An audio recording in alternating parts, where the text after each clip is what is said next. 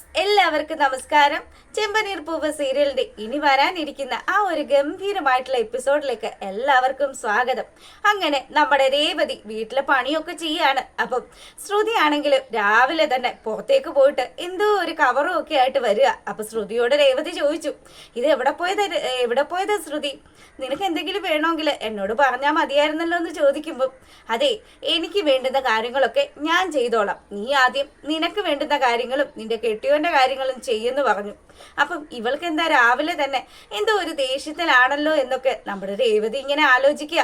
അപ്പം സുധി രാത്രിയിൽ മസാല ദോശയുടെ കാര്യം പറഞ്ഞത് അത് അവൻ ഒരുപാട് ഇഷ്ടമുള്ളത് കൊണ്ടാണെന്നും അവന് അത് വാങ്ങിക്കൊടുക്കാമെന്നും വിചാരിച്ചുകൊണ്ട് തന്നെയാണ് നമ്മുടെ ശ്രുതി വെളുപ്പാങ്കാലത്ത് തന്നെ കടയിലേക്ക് പോയത്.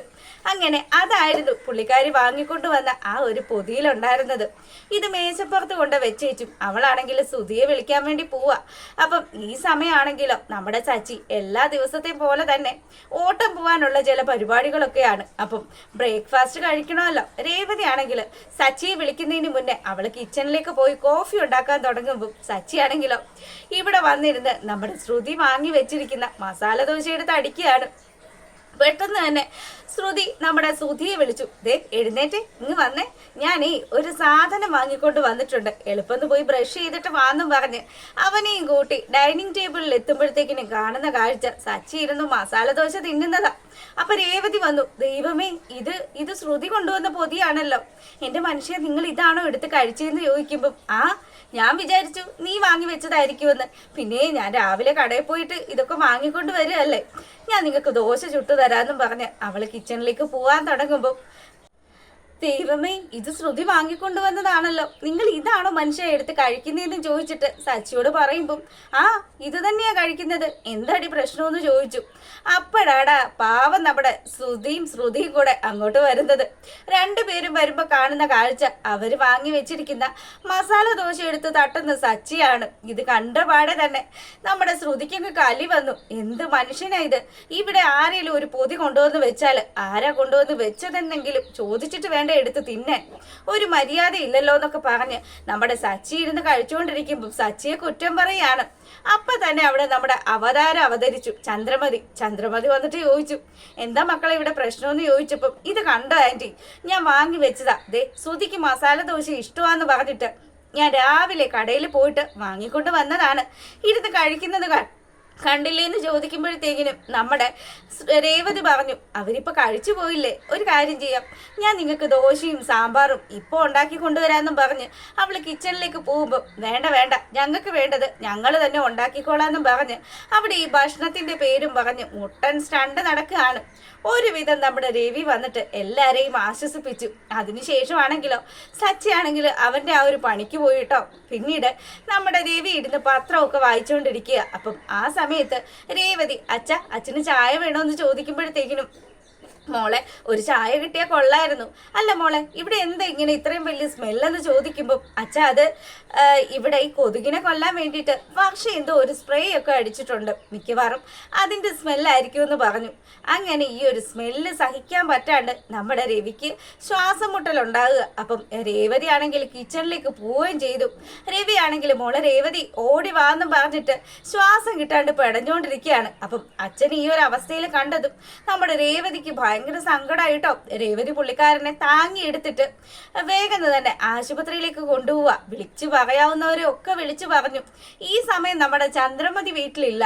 അങ്ങനെ വിവരം അറിഞ്ഞ് ചന്ദ്ര ആശുപത്രിയിൽ എത്തിയ പാടെ തന്നെ എൻ്റെ രവിയേട്ടാ നിങ്ങൾക്ക് എന്ത് പറ്റിയെന്ന് ചോദിച്ചിട്ട് ചന്ദ്ര രവിയുടെ അടുത്ത് പോയി ഇരിക്കുമ്പോഴത്തേക്കിനും ഡോക്ടർ വന്നിട്ട് പറഞ്ഞു, ഇദ്ദേഹത്തിന് ആൻജിയോ ചെയ്തതാണല്ലോ, അതുകൊണ്ട് തന്നെ അദ്ദേഹത്തിന് ഇതുപോലെയുള്ള കാര്യങ്ങൾ കെമിക്കൽ സ്പ്രേകളോ അങ്ങനെയുള്ള സംഭവങ്ങളോ ഒന്നും പാടില്ല. പുള്ളിക്കാരന് അലർജി ഉണ്ടായി കഴിഞ്ഞാൽ അയാളുടെ ആരോഗ്യത്തെ അത് സാരമായിട്ട് ബാധിക്കുമെന്നൊക്കെ പറഞ്ഞു. ഇത് കേട്ടതും ചന്ദ്രമതി ചോദിച്ചു, എടി ആരാടി അവിടെ ഇങ്ങനെയൊക്കെ ചെയ്തു വെച്ചത്, എന്താടി ശരിക്കും സംഭവിച്ചതെന്ന് രേവതിയോട് ചോദിക്കുകയാണ്. അങ്ങനെ സച്ചി ഈ വിവരങ്ങളൊക്കെ അറിഞ്ഞ് അവിടെ ഓടിയെത്തി. അപ്പൊ സച്ചിയോട് രേവതി സകല കാര്യങ്ങളും ഒക്കെ പറഞ്ഞു. ഇതിനൊക്കെ കാരണക്കാരി വർഷയാണെന്ന് അറിഞ്ഞു കഴിഞ്ഞപ്പോഴത്തേക്കിനും സച്ചിക്കാണെങ്കിൽ ദേഷ്യം അടക്കാനേ പറ്റുന്നില്ല.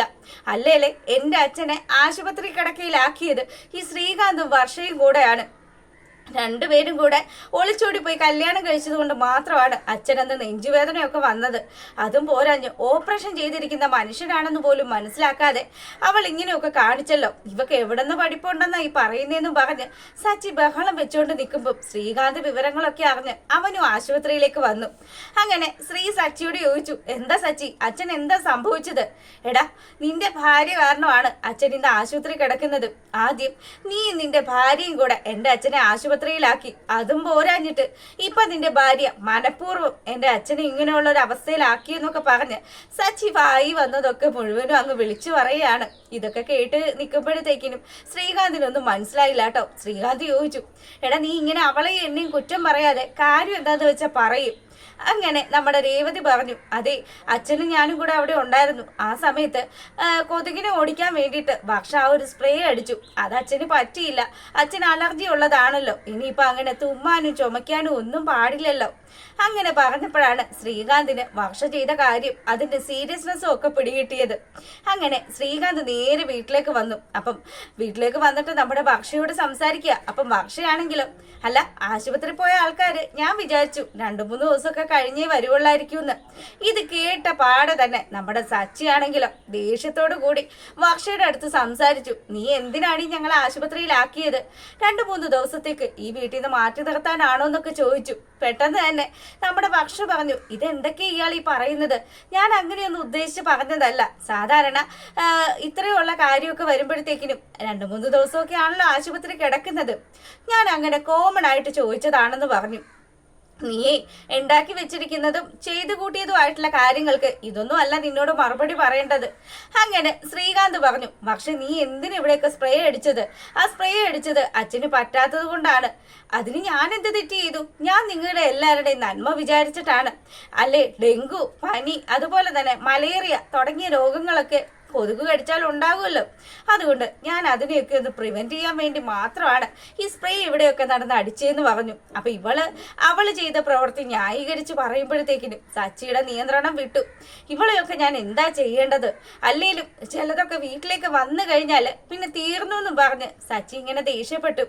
ഈ സമയമാണെങ്കിലോ വർഷയും ഒട്ടും വിട്ടുകൊടുക്കാനൊന്നും നിന്നില്ല. സച്ചിക്ക് തക്ക മറുപടി കൊടുക്കുമ്പോഴത്തേക്കിനും ശ്രീകാന്ത് പറഞ്ഞു, ഡി, നീ കാണിച്ചത് തെറ്റ് തന്നെയാണ്, മര്യാദ പോയിക്കോളാൻ പറഞ്ഞു. അങ്ങനെ നമ്മുടെ വർഷ ദേഷ്യപ്പെട്ട റൂമിലേക്ക് പോവാണ്. പിന്നീടാണെങ്കിലും അച്ഛനെ ഇപ്പൊ ഹാളിൽ കിടത്താൻ പറ്റത്തില്ലല്ലോ. അച്ഛൻ നമ്മുടെ രേവതിയും സച്ചിക്കും ഒക്കെ വേണ്ടിയിട്ട് റൂമൊക്കെ കൊടുത്തതാണ്.